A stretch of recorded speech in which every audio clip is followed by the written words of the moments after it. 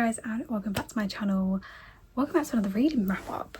How is it March already? I feel like this year is going so quick. Today we're going to be talking about everything we read in February, and let me tell you, this month was chaotic. I was also in my mafia romance era. We've got 5-star emotional devastation. We've got morally grey men doing morally grey things as normal. We've got some DNFs because I do respect my peace occasionally, and we had spice. I feel like we had a lot of spice, but let's get into it. So we had Cupid is a Liar by Lexi Davis. This was 4 stars. She was good. She understood the assignment. This was a fun little novella. So we have Damien, who is a hacker slash programmer by day and a stalker by night. And his favourite thing to do is watch Hannah in his evenings. But one night she deviates from her routine, and Valentine's Day, when usually she just spends all the evenings in, but Valentine's Day she has finally set up a date, but she does get stood up and she decides she's gonna go confront the guy because she's wasted all these years deciding not to date. Now she decides to date and she gets stood up, and Damien's like, shit, let me go after her because this could be bad. Damien was so cute, guys. Like, he knew literally every single thing about her. I was like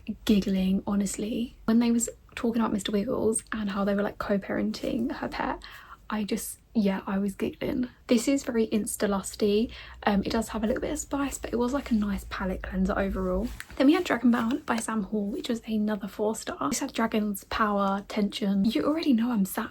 And if you were here the other month, I did read the first book in her previous like set of books, like series I suppose is you call it. I was really excited about going back into the world of Nevermere. So this is like a spin-off series to the first series. So they say you don't have to read the first series, but it gives you like little Easter eggs. It is like a why choose fantasy, dragon, romance, that type of thing.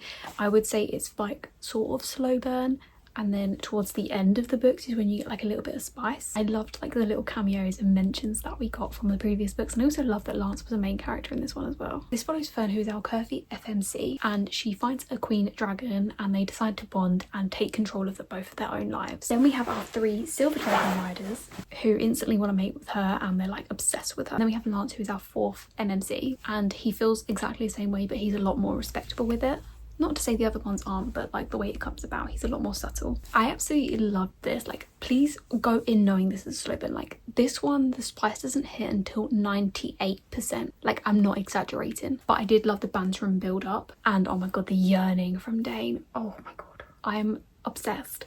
And honestly, at different points I couldn't tell you which MMC I liked better, and that's how you know you've done a why choose well, is when you can't choose between them. And I cannot wait for the story to continue and see how it all unfolds, to be honest. Then we had Their Twisted Rules by C.S. Berry, which is book 2 in the series. This was 5 stars. These men could ruin my life and I'd say thank you. This was honestly toxic excellent. This book did not disappoint. Like, honestly, I could not put it down. Obviously, if you haven't read the first one, then you need to read that, but just know that Harper's horsemen go from 4 to 5. Each guy has their very own dynamic with Harper, but I think that Caden is my fave. I do love all of the MMCs, but I think Caden is just top tier at the moment. That called all change. He's just like a big teddy bear. I definitely do go back and forth with who I love the most though. Like I said, that's how you know why choice is done well. In this book we see Harper taking her own power back with her sexuality, shall we say, and she just took what she wanted without feeling bad about it. I will say it ends on a cliffhanger, as the first book did. It also is 95% smart, I would say. I wasn't mad about it, but if you don't like that, just know that the book is like 600 odd pages long and it is 95% smart. Then we had It Could Only Be You by Lisa Shelby, which unfortunately was a DNF, potentially a soft DNF. This is Brother's Best Friend, and usually that hits, but I just wasn't clicking with it at the time, which is why I say soft DNF. I'm very much a mood reader, and I think I just wasn't in the mood to read this, unfortunately. So that's why I say soft DNF. I might find it later in the future. I might come back to it. Then we had Illicit Illustration by E.L. Coslow. This was 5 stars, guys. I was obsessed. It had like that addictive quality where you say like one more chapter and then it's like 2 AM, and the chemistry was chemistrying. So this one I got an ALC, so I got an audio arc for it. And this follows Hazel and Reed, who is Hazel's brother's best friend. And Hazel decides to enter like a blind dating event where it's like a speed dating, but they can only hear each other's voice, so they can't see the person. And if they end up liking the person, then they can give their number to the other person, and then the other person can either text them or not if they don't like them.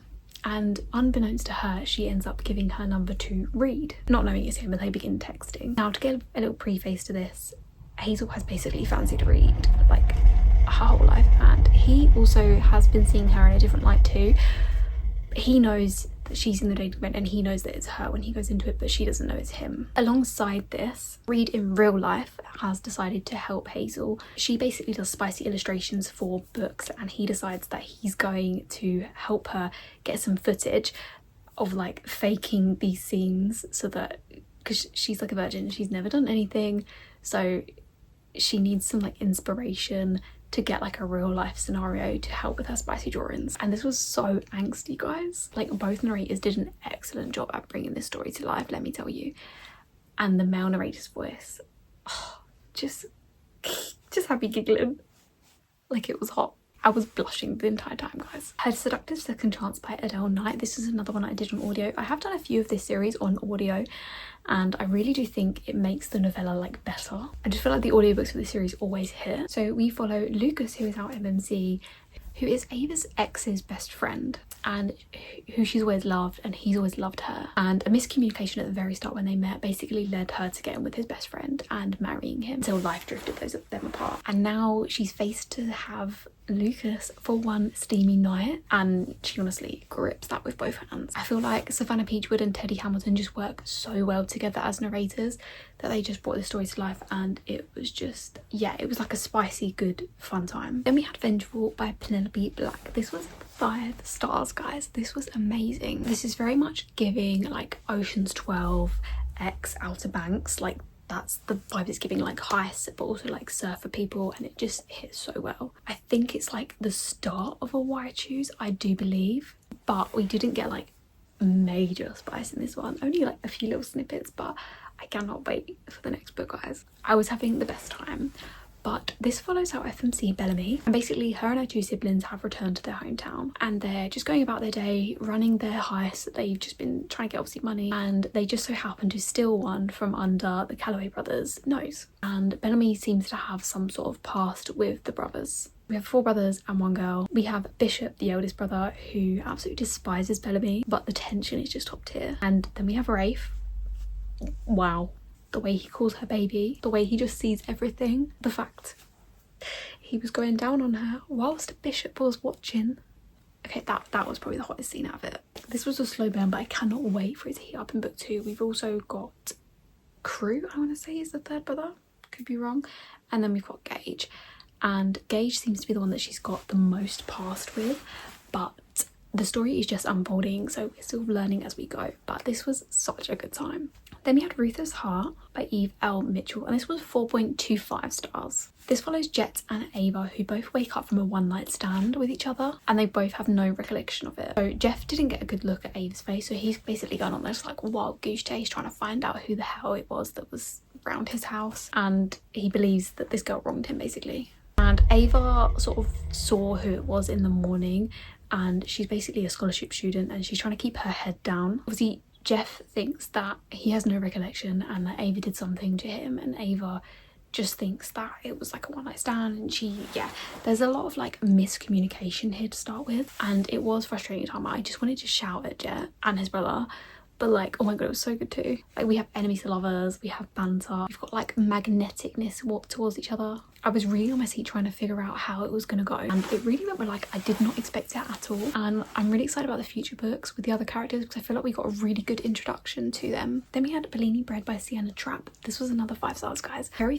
few books can grip me in the very first chapter, but that is what Bellini Bread did for me. Gio is so unhinged and manipulative, but I honestly was applauding the dedication. So Rory is basically married to Gio, and she decides to run away, and she has fled him because she doesn't want to give him an heir. And Gio decides, no, I ain't having that, I'm gonna track her down. And it's literally like, I think he tracks her for like, I want to say it's like 7 years or something after she's ran away, and he has got like a full facial reconstruction. He's even changed his vocal cords, he's grown his hair, he's got a beard, he's bulked up, got tattoos everywhere, he wears non-prescription glasses, he's even got like coloured contacts in, and he even got his pee-pee pierced just so she wouldn't recognise it. And then he makes Rory fall in love with this new person that he's created so that he can trap her into giving him in there. Like, I know that this was master manipulation, but I have to give it to Gio, like, how well he fucking pulled this off. I had the best time with this book, guys, and the ending was like perfect too. I'm definitely gonna go back and read Enzo and Mattea's stories though, because now I'm like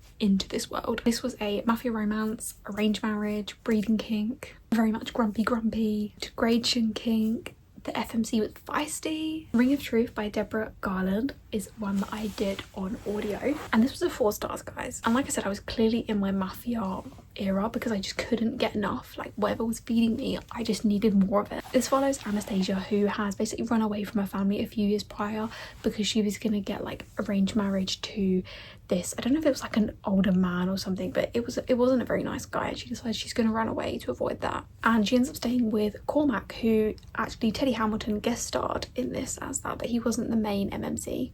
Unfortunately, Cormac and Anastasia end up getting arrested, and Cormac's point of contact is his twin brother Dara, and he ends up taking very heavily pregnant Anastasia home with him to keep her safe. I will say this is very insta-lusty, which usually I would not vibe with, but it actually worked really well. I think because they knew each other previously from like when they was younger, that it helped. And Dara very quickly realizes he has a breeding kink as well, which when you're listening to actually works very well because it's very steamy, and I loved that. I do love the relationship that Anna had with Sophie, Dara's like 8-year-old daughter as well. The only thing that did irk me is Sophie's meant to be like 8 years old, and the way she was portrayed was like a lot younger, and she's very like, I don't know if it's because like she's just very naive or been very sheltered, but based on like my nieces at that age, it just felt like she wasn't 8 years old and she was more being treated like a 4-year-old, I would say. But I did have a good time, hence the 4 stars. Her Soul for Revenge by Harley Livery. This was 5 stars, guys. This book had me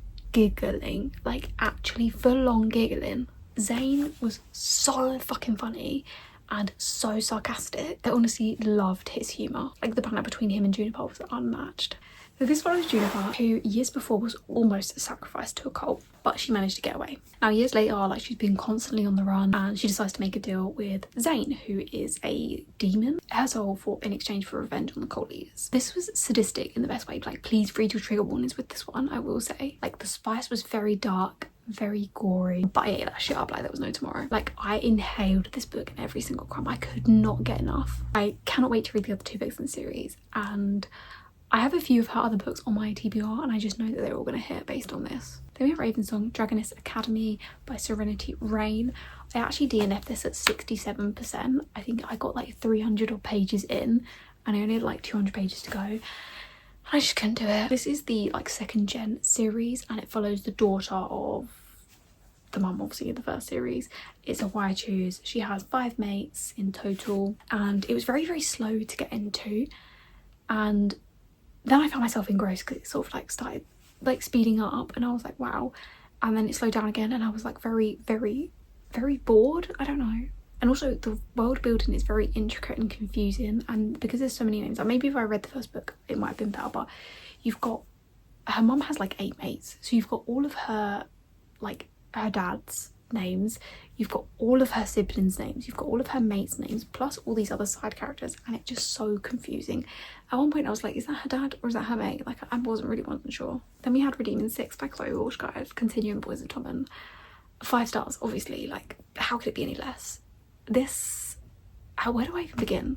This was the 2nd part of Joey and Eva's story, so again, obviously you have to read the first part of the duet to understand what is going on, but I can't cope. Like, the amount of space they take up in my brain, guys, is not normal. Let me just tell you, Eva is a badass. Like, she is so fucking badass. And my Joey, wow, he has been through so much. Like, he deserves everything good in this world, guys. Like, honestly, if you're a Joey hater, get out, leave the video now. I feel like I'm not even okay to form like a coherent enough review for this, but just know this is very heartbreaking, but it's so good.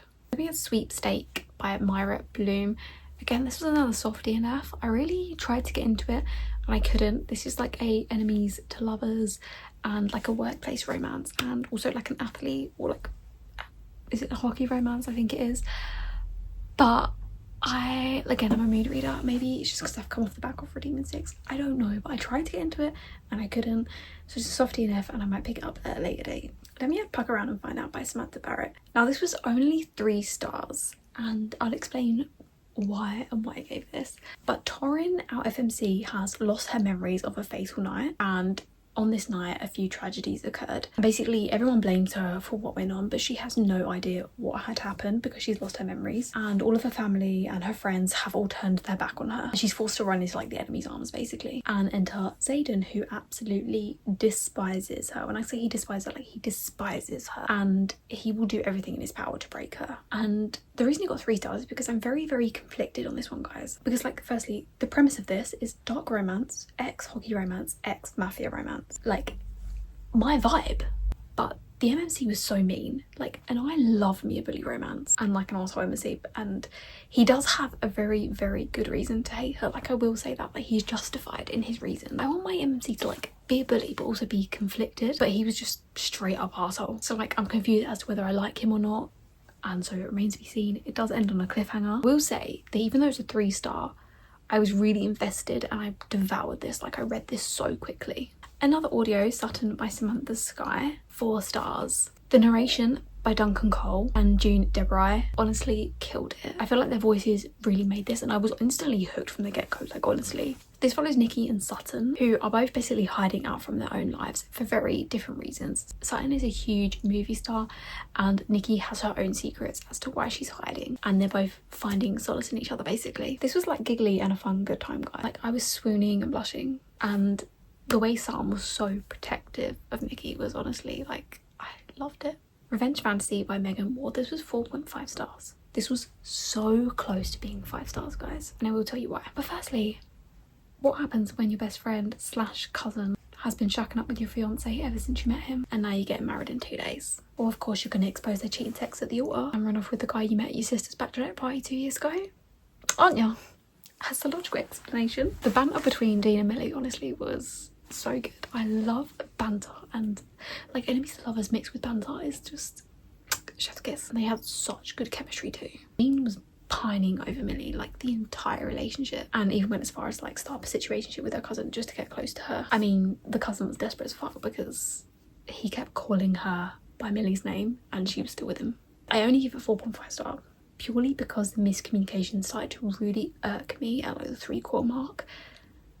Had that been resolved very, like, a lot quicker or not been there, it 100% would have been a 5-star. Give Me More by Sarah Kate. This was a 3.5 star, guys. Now, I love me a white cheese, and the spice was hitting in this one, guys, don't get me wrong. And the fact that Drake was Hunter and Elizabeth's best friend was just, I loved that. This was Hunter and Isabel, who are married, and Drake is his best friend, and they've been best friends since they were very, very little. And him and Isabel have been married, I want to say, for like 10 years. And Hunter decides that his kink is he wants to watch his best friend with his wife. And yeah, there's a lot of back and forth in this, guys.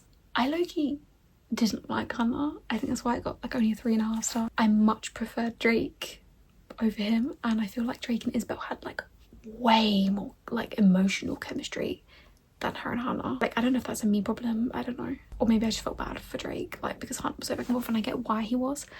But yeah, I don't know. You've got Hayes by Mackenzie Fox, which was a 3.25 stars. Hayes has been in love with Willow, like, basically his whole life, and they were married, and they now have been separated for about 5 years, I think. But he still loves her, and when someone decides to threaten her, he will do everything in his power to protect her. This is a motorcycle club romance as well. It's the 2nd-gen series of, I want to say it's like the Nomad Brothers, the first series. But this was really cute, guys. I really enjoyed the banter between Hayes and Willow at the start. I did get slightly annoyed at that miscommunication at the reason of their breakup.